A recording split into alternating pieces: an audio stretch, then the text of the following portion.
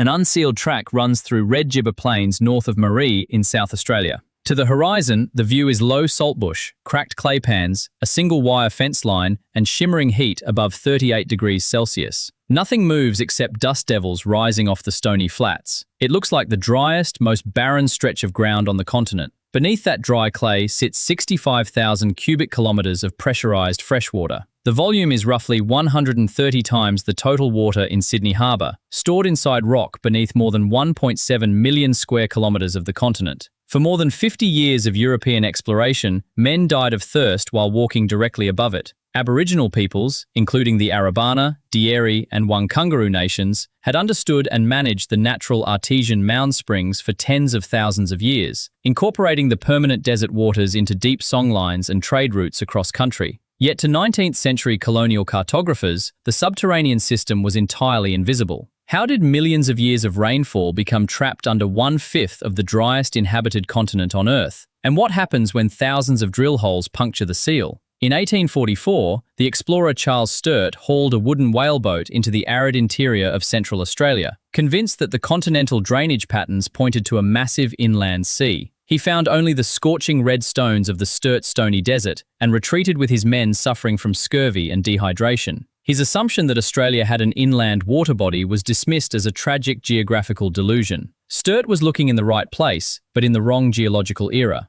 An inland sea did exist across the Australian interior, but it had vanished more than 100 million years before Sturt was born. Between 200 and 100 million years ago, during the Jurassic and Cretaceous periods, vast sedimentary depressions known today as the Eromanga, Surat, and Carpentaria basins sagged across eastern and central Australia. High-energy braided river networks drained ancient highlands, spreading immense continuous sheets of clean, quartz-rich sand and gravel across the basin floor. These permeable layers became the Hooray Sandstone, the Precipice Sandstone, and the Cadna-Owie Formation. Then the world warmed, sea levels rose, and a shallow Cretaceous ocean flooded the continental interior. For tens of millions of years, fine marine muds, clays, and silts settled quietly onto the seabed, burying the sandstones. These fine-grained sediments compacted into dense, impermeable shales and mudstones, known to geologists as the Rolling Downs Group and the Bulldog Shale. This mudstone layer, often several hundred meters thick, became a watertight geological lid. When tectonic forces subsequently uplifted the eastern edge of the continent to form the Great Dividing Range,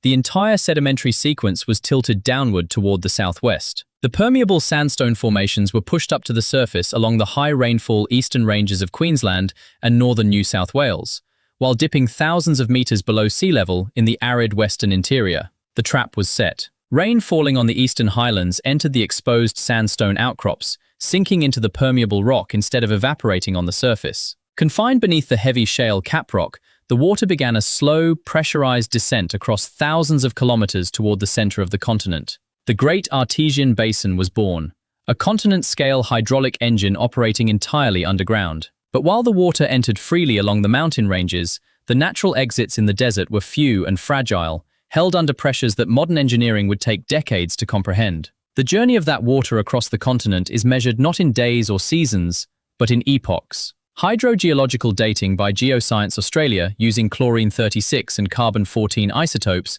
shows that groundwater entering the recharge beds along the Great Dividing Range travels at a speed between 1 and 5 meters per year. Rain that soaked into the sandstone near Hughenden in central Queensland during the peak of the last glacial maximum, 20,000 years ago, has only travelled a fraction of the distance toward the southwestern edge. The water surfacing in the far desert today entered the recharge zones up to 2 million years ago, during the early Pleistocene epoch. It is a fossil river moving through solid rock under immense physical weight. The confining shale beds sitting above the sandstone aquifers reach thicknesses of more than 1,000 meters in the Eromanga Basin. That overburden exerts tremendous lithostatic pressure on the trapped water. Because the intake beds in the eastern mountains lie hundreds of meters above sea level, the hydraulic head creates enormous artesian pressure across the lowland plains. Wherever natural faults cracked the shale lid, water was forced violently upward through the crust to the desert surface. As the mineral-rich thermal water broke through the surface at temperatures often exceeding 40 degrees Celsius,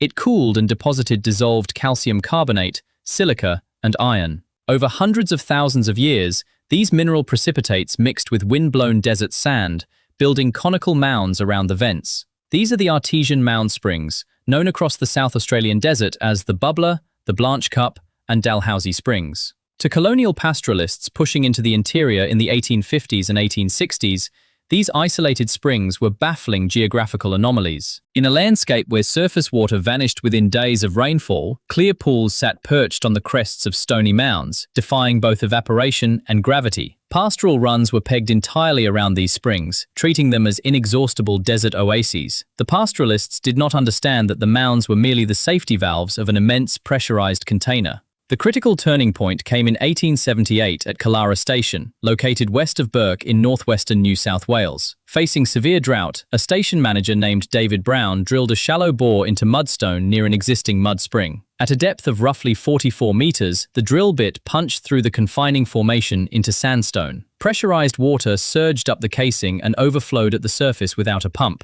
It was the first confirmed flowing artesian bore in Australia. The discovery fundamentally changed colonial settlement policy. In 1887, the Queensland government drilled deeper into the basin at Blackall, striking artesian water at 328 metres that produced over 1 million litres of water a day. Pastoralists realised that the desert was not a barrier to be endured, but a ceiling above an ocean of fresh water. Between 1890 and 1910, a drilling boom swept through Queensland, New South Wales, and northern South Australia. Pastoral syndicates, municipal authorities, and government drilling programs punched thousands of steel casings through the Cretaceous shale. In 1912, a national conference of interstate artesian water engineers met in Sydney to catalogue the rapid exploitation of the basin. Their records documented more than 1,500 flowing bores discharging hundreds of millions of litres of water every single day. Water gushed out of the ground at boiling temperatures, rooted into open, unlined earth channels called bore drains that ran for tens of kilometres across sheep stations. Pastoral empires were built on the assumption that the supply was limitless, driven by a geological engine that would never run dry. Yet inside those first decades of drilling, the engineers began noticing an alarming measurement in their pressure gauges. The artesian heads were falling across thousands of square kilometres. The question facing hydrogeologists was no longer how much water was locked underground, but whether the continent was draining its ancient pressure faster than the eastern rains could ever replace it. For decades, the standard geological theory held that the Great Artesian Basin functioned like a giant, self-replenishing sponge. The prevailing model assumed that eastern rains continually fed the intake beds, maintaining an equilibrium between recharge and outflow. If a bore flowed continuously, pastoralists assumed the Great Dividing Range was simply topping it up behind them. The moment that model collapsed began with routine pressure monitoring. By 1915, state water supply departments in Queensland and New South Wales were tracking pressure curves across hundreds of pastoral bores. The data revealed a systemic trend. Throughout the central Eromanga Basin, artesian pressures were plummeting by several meters each year. Bores that had once blasted water 20 meters into the air were reduced to trickles, and many stopped flowing entirely, requiring mechanical pumps. The water was not recharging on a human timescale. In the 1970s and 1980s, hydrogeologists from the Bureau of Mineral Resources, the predecessor to Geoscience Australia, along with researchers from CSIRO and the Australian National University, applied modern isotope hydrochemistry to map the basin's actual flow dynamics. Using accelerator mass spectrometry to measure chlorine-36, alongside carbon-14 and noble gas isotopes, including helium-4 and krypton-81, researchers took direct water samples from deep boreholes across Queensland, New South Wales, and South Australia. The isotopic signatures established the real velocity of the water. Instead of circulating freely, the groundwater was moving through the dense sandstone pore spaces at less than 3 meters per year. In the deeper southwestern regions of the basin, near Cathy-Thander Lake Eyre, the chlorine-36 decay curves confirmed the water had been isolated from the atmosphere for over 1 million years. The total natural recharge entering the basin was calculated at roughly 1,000 gigalitres per year. At the height of unmetered pastoral extraction in the 20th century, human bores were extracting more than 1,500 gigalitres every year. The continent was not living on current rainfall. It was mining a non-renewable geological reserve laid down during the Pleistocene. Geophysical surveying across the 1990s transformed the subterranean map. Thousands of kilometers of seismic reflection profiles, originally shot for petroleum exploration, revealed that the basin floor was not a smooth, continuous trough. It was segmented by deep structural faults and subterranean basement ridges, such as the Nabeen Ridge and the Canaway Fault, which divided the basin into semi-independent sub-basins. Aeromagnetic and satellite gravity data showed that the sandstone layers varied wildly in thickness, from several hundred meters in the deeper centers to thin, pinched-out beds over basement highs. These structural faults explained a phenomenon that had puzzled pastoralists for a century: why adjacent bores drilled to the exact same depth often yielded completely different water pressures and chemical compositions.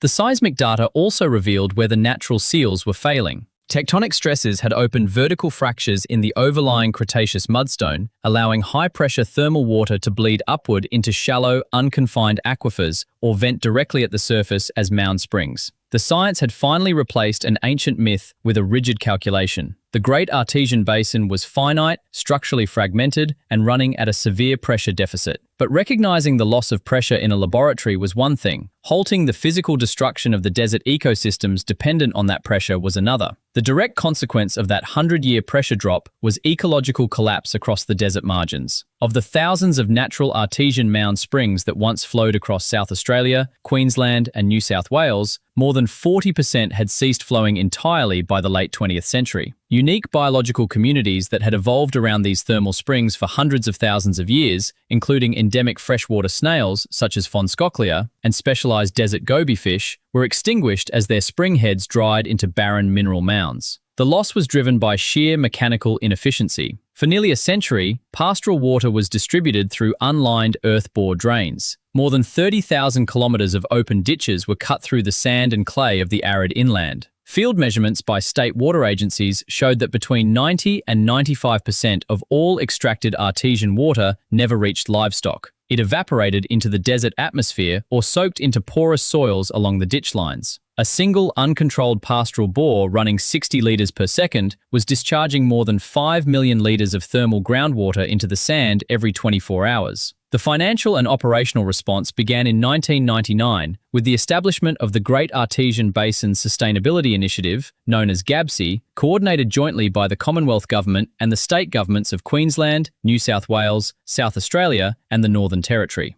Over 4 successive phases running until the early 2020s, followed by ongoing state programs, more than $500 million was invested into the basin. The engineering task was brutally simple: plug the uncontrolled vintage bores and replace thousands of kilometres of dirt ditches with enclosed polypipe networks and regulated storage tanks. By 2024, the initiative had capped more than 700 uncontrolled flowing bores and decommissioned over 25,000 kilometres of open drains. The verified volume of water saved exceeded 250 gigalitres every year. The response from the rock was immediate. Pressure monitoring piezometers operated by state departments recorded rising artesian heads across northern New South Wales and southwestern Queensland for the first time since 1890. In some localized sub-basins, water levels in monitoring wells recovered by more than 15 meters. Yet the basin is now facing a new set of subterranean pressures that 19th century pastoralists never imagined.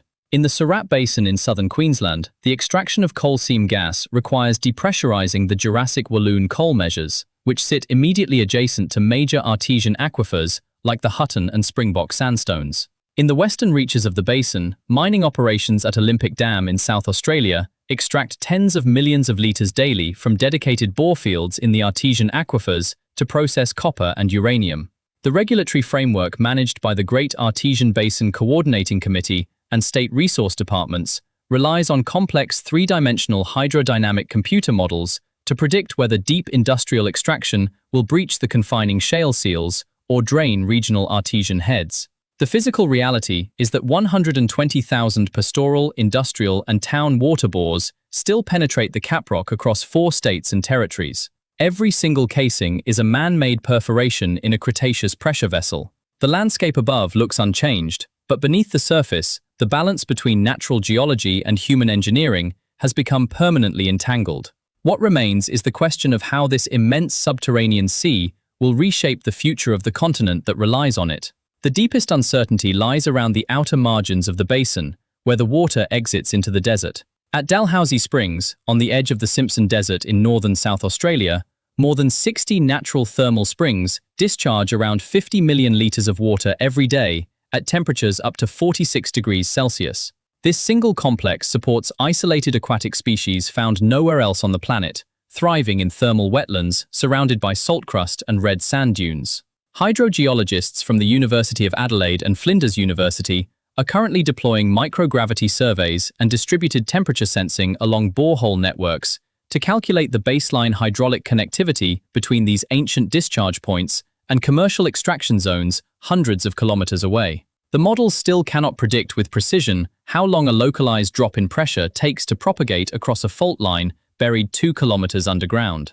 For over a century, European settlers treated the Great Artesian Basin as an endless subterranean reservoir simply because its boundaries were drawn on a flat surface map rather than understood as a dynamic three-dimensional system operating in deep geological time. The assumption was that a borehole was a tap you could leave open, rather than a slow puncture in a pressurized relic.